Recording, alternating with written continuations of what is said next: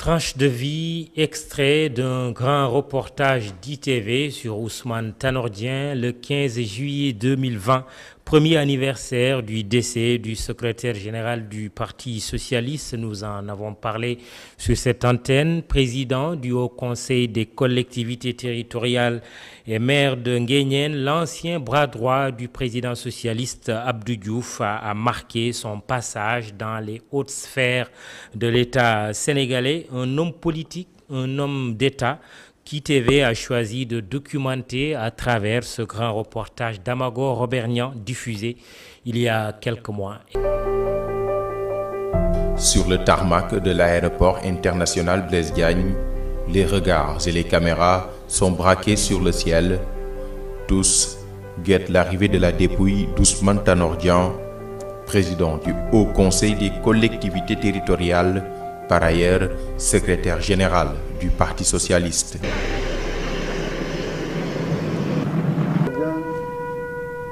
Tu vivras toujours dans nos cœurs.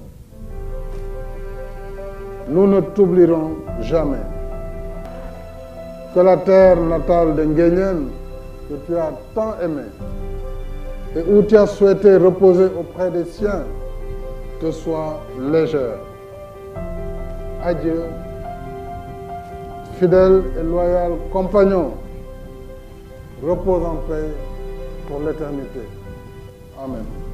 Décédé en France des suites d'une maladie, le maire de Nguéniène a droit aux honneurs de la République, en présence de sa famille, de ses frères d'armes du Parti socialiste et d'officiels d'ici et d'ailleurs, dont le président malien Ibrahim Boubacar Keïta. Un hommage national rendu à l'homme d'État.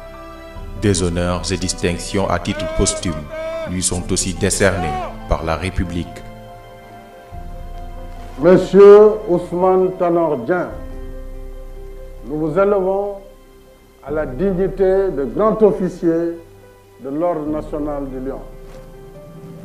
Témoin et gardien muet des secrets d'État, Ousmane Tanor Dieng est né en 1947, diplômé de l'École nationale d'administration, option diplomatie.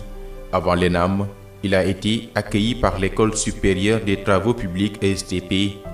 En 1976, il intègre l'administration sénégalaise et occupe la fonction de conseiller au ministère des Affaires étrangères, ainsi que celle de conseiller diplomatique auprès du président Léopold Sédar Senghor, puis auprès du président Abdou Diouf. En 1988, il est nommé ministre directeur de cabinet auprès du président Diouf. En 1993, Tanor Dieng arrive au cœur du pouvoir en devenant ministre d'État en charge des services et des affaires présidentielles. Pour ce qui est de sa vie politique, Ousmane Tanor Dieng a occupé le poste de secrétaire général de la coordination départementale de Mbour, puis celui de l'Union régionale de Thiès.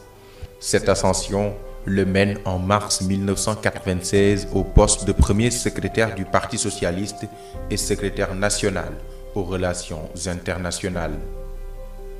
Si un faiseur de miracles se levait et disait pour qu'il revive, nourrit, l'écluse des rues s'ouvrirait et les hommes s'y jeteraient par milliers.